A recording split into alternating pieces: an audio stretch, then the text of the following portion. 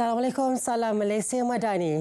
Gempa bumi di Taiwan, 9 orang dilaporkan maut dalam tragedi tersebut manakala 800 orang cedera.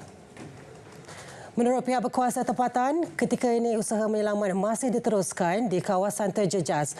Gempa bumi kuat melanda pantai timur Taiwan semalam. Media tempatan melaporkan gempa kuat berukuran 7.3 magnitud itu melanda pantai daerah Hualien. Ia disusuli lebih 11 gegaran. Beberapa bangunan terjejas dengan sebahagiannya musnah serta bekalan elektrik di beberapa kawasan terputus. Masih di Taiwan, kerja-kerja merobohkan bangunan yang rosak teruk akibat gempa bumi dimulakan. Jengkau dilihat merobohkan 2 daripada 4 bangunan yang telah ditanda untuk dirobohkan di daerah pergunungan. Satu daripada bangunan itu kelihatan terlalu condong menanti untuk runtuh. Pihak berkuasa tempatan memaklumkan perobohan 4 bangunan tersebut akan mengambil masa sekurang-kurangnya 2 hari. Pencarian mayat diteruskan di salah satu bangunan yang terjejas. Dalam pada itu, tiada rakyat Malaysia terjejas susulan gempa bumi yang melanda daerah Hualien, Taiwan pada semalam. Perkara itu disahkan Wisma Putra melalui satu kenyataan. Pusat Persahabatan dan Perdagangan Malaysia di Taipei sedang giat menyelaras usaha dengan pihak berkuasa tempatan untuk mendapatkan maklumat lanjut. Rakyat Malaysia di kawasan terjejas dinasihatkan untuk berwaspada dan berhati-hati selain mengikuti perkembangan terkini serta nasihat yang telah dikeluarkan.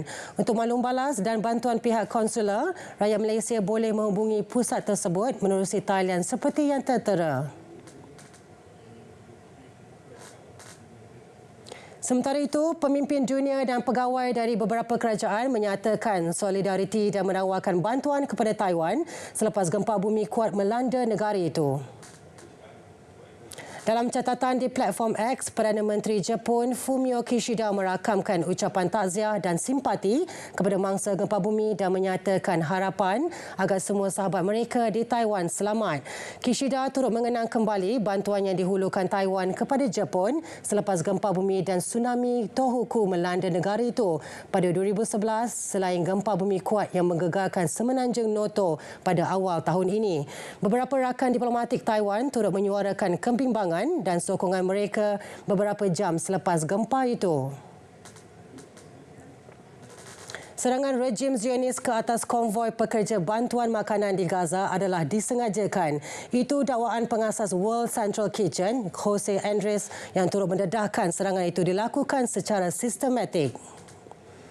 Dakwaan itu susulan serangan dilakukan ke atas 3 buah kenderaan bantuan, satu demi satu. Jelas Andres, serangan itu turut berlaku selepas pekerja berkenaan mengendalikan bantuan makanan sebanyak 100 tan yang baru tiba di Gaza menerusi laluan laut. Menurut beliau, komunikasi antara WCK dan tentera Israel adalah jelas dan segala pergerakan mereka diketahui rejim Zionis. Andres dalam pada itu menggesa siasatan segera dilakukan atas tindakan jenayah tersebut. Dalam pada itu, angka korban akibat serangan kejam tentera negara haram Israel di Gaza kini menghampiri 33,000 orang. Menurut Kementerian Kesihatan Gaza, angka terbaru kini ialah 32,975 orang, manakala lebih 75,000 lagi penduduk dilaporkan cedera. Kementerian itu dalam kenyataan turut memaklumkan dalam tempoh 24 jam lalu, 5 kes pembunuhan beramai-ramai menyasarkan keluarga Palestin meragut 59 nyawa, sementara 83 yang lain cedera.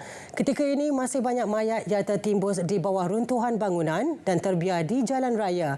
Situasi itu berlaku susulan pasukan penyelamat berdepan kesukaran untuk sampai ke lokasi serangan. Sekian Dunia 10 dari Sungai ke Segara Palestin Pasti Merdeka. RTM teman setia anda.